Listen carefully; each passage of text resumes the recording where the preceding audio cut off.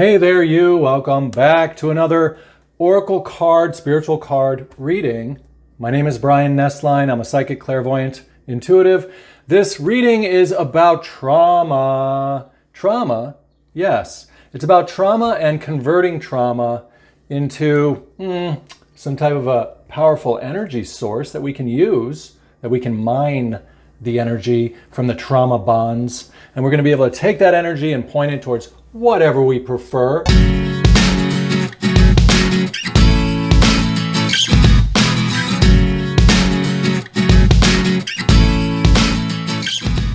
So we're going to transform trauma to drama, and from that drama of life, we're going to pluck out of it that beautiful emotional energy that's contained within it, and we're going to strip it of all the garbagey garb, and we're going to use it for our higher hopes, dreams, and goals. Let's go ahead and get into this reading. So, we're talking about trauma. Ooh, trauma sucks, right? Now look, we're not going to get into the nitty-gritty details of anyone's personal traumas, the personal stories of their personal life. You already know the things you've been through. You don't need me to read them to you. You don't need a reading like that. You already know those things. You were there. You witnessed them. And when you witnessed them, all of that information went right into your database of your personal self, your personal life. Because we're first talking about information, okay? I want you to see this.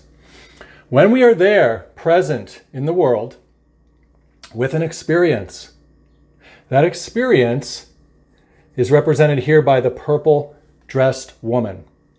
She is pregnant because experiences are constantly giving birth to love and light, meaning they're giving birth to some type of a experience of emotional woe. It could be a really scary one or a really bright one or this, that, or the other way. Any type of number of emotions can be contained within our drama of personal life or events or circumstances that we have.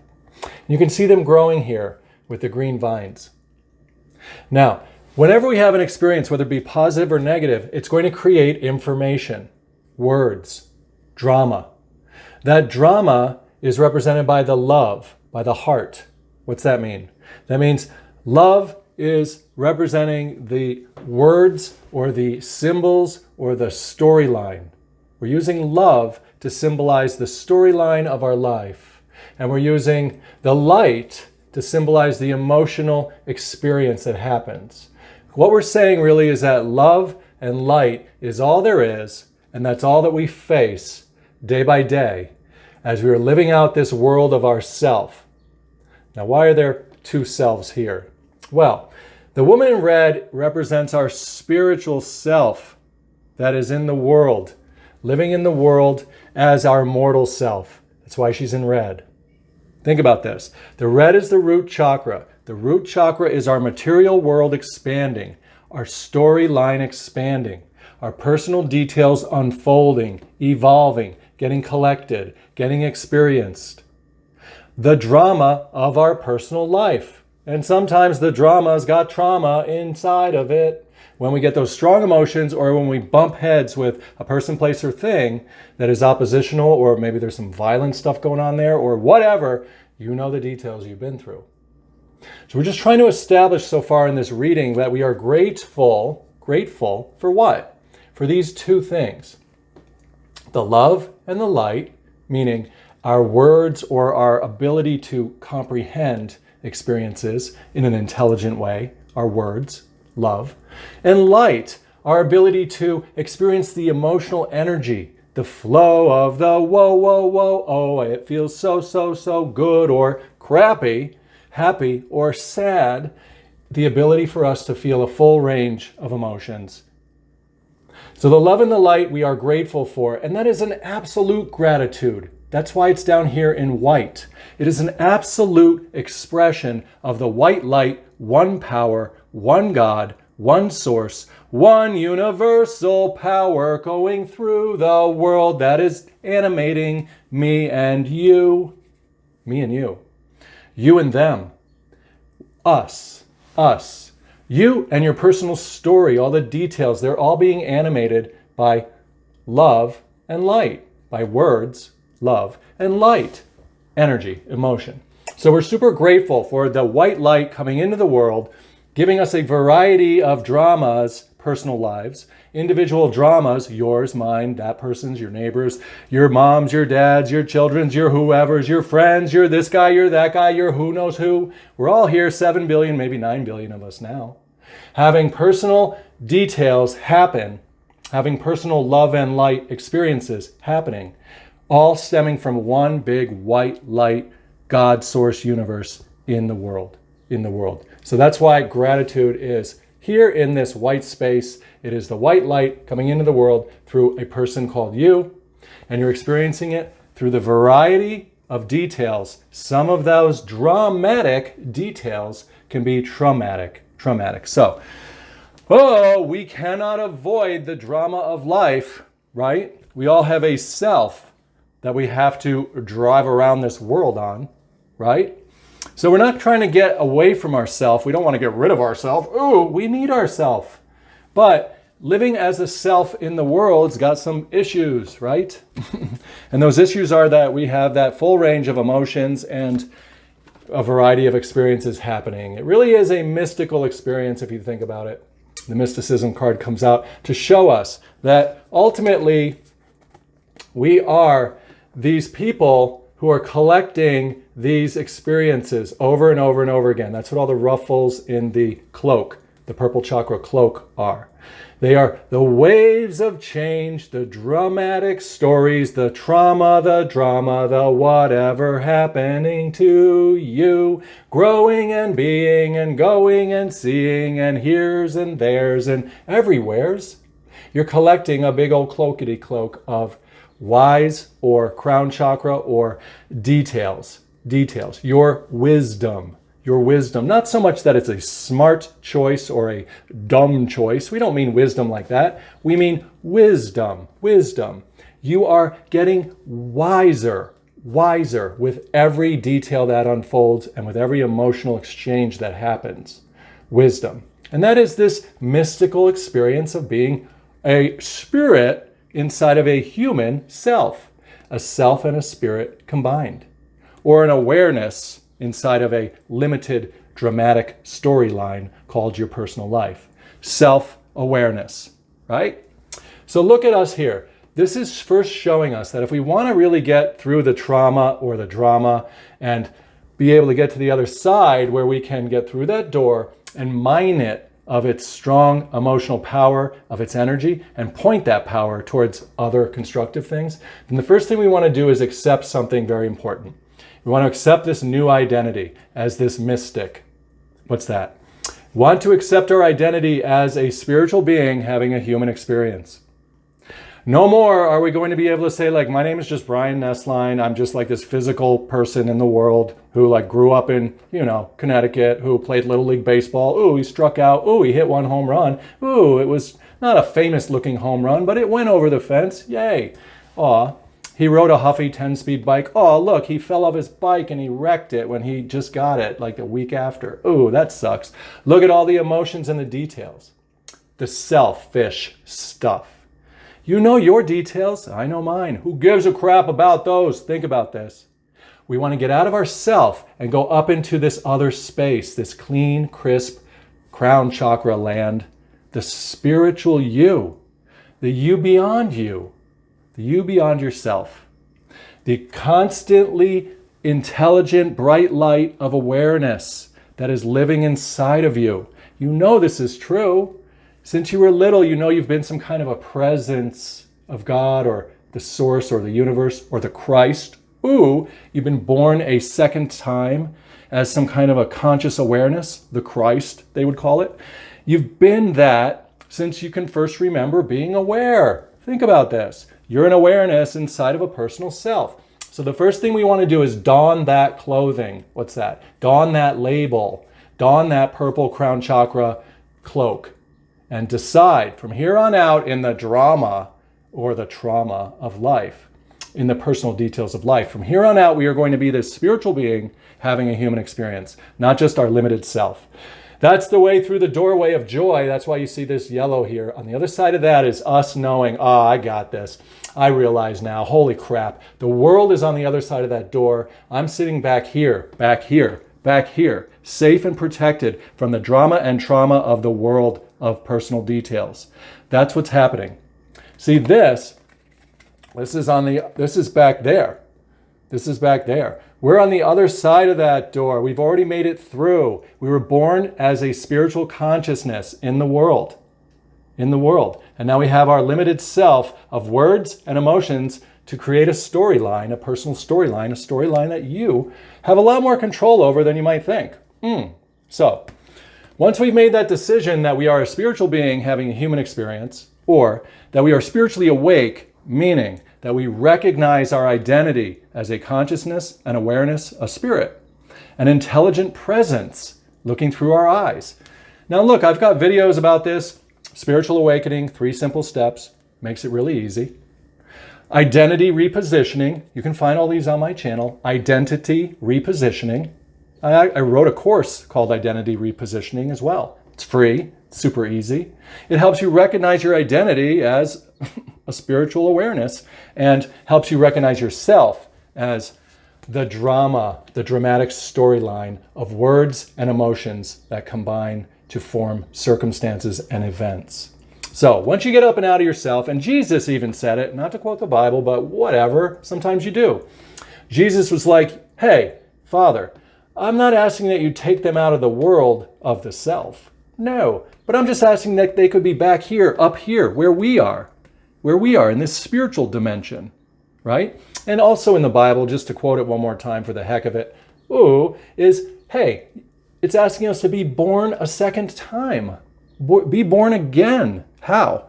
Are you going to be born as like another guy or girl? No. Be born in the spirit. It says the spiritual awareness, spiritual consciousness. So maybe these terms, these words, these dramatic or traumatic words that we're using, maybe they had definitions that were like not what we thought when we first heard them. Maybe someone didn't define the realm of the spirit as broad and roomy and easy to be able to recognize as conscious awareness. But anytime you want, you can just start to see that all day long you're moving around anyway as an awareness. You're aware of different people and different things out there. And you're also aware of your inner thoughts and ideas. You're aware of your dreams. You're in different states of consciousness throughout the day, depending on whether you're full of energy or you're tired or you're focused or whatever.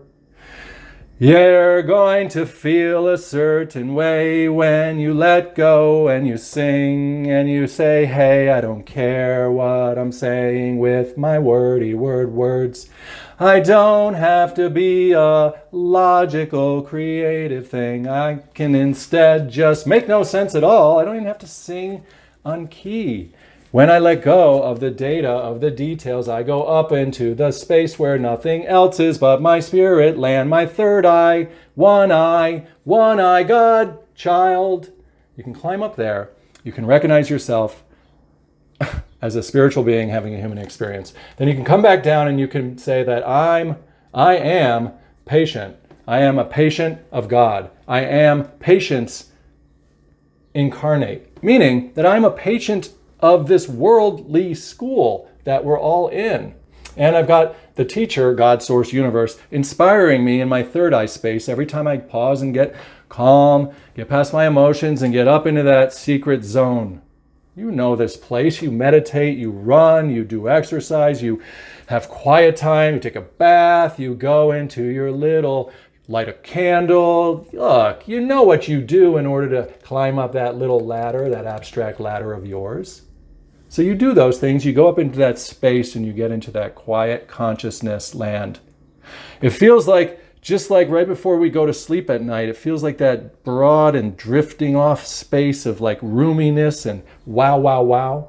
So, as you know this more and more, you break free from your personal self.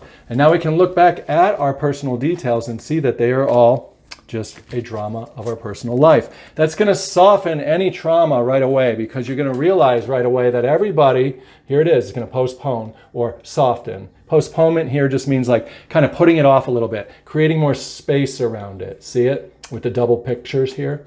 It's giving a little bit of a grayness to it, or a dullness to the trauma or the drama of our life, because we just realize, like, you know what, I'm not really 100% a limited self in the world anymore.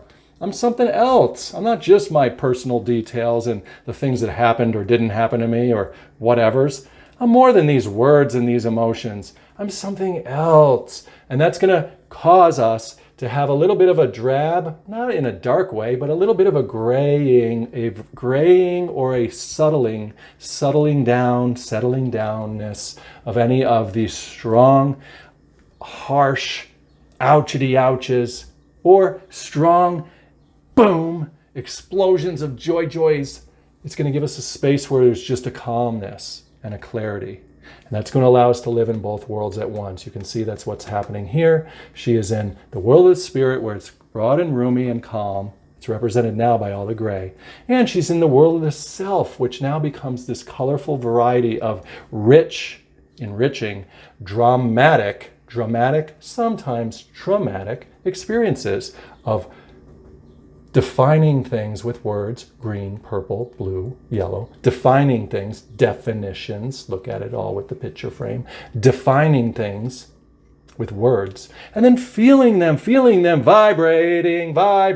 The colors are just the spectrum of one white light, going a little slower or faster than each other, louder, more vibrant, or a little bit of a softer tone. We don't know which one matters to us, which one makes matters for us, but we're learning how to get through this world of variety. And we do that by getting up and out of ourself, so that the trauma can then be seen more as part of the drama of our day-to-day life. And not drama like bad, just drama like storyline, beautiful, unique creation that you are, adding new things to the world that no one else has ever walked exactly your path. So beautiful and wonderful and amazing, really, that you are.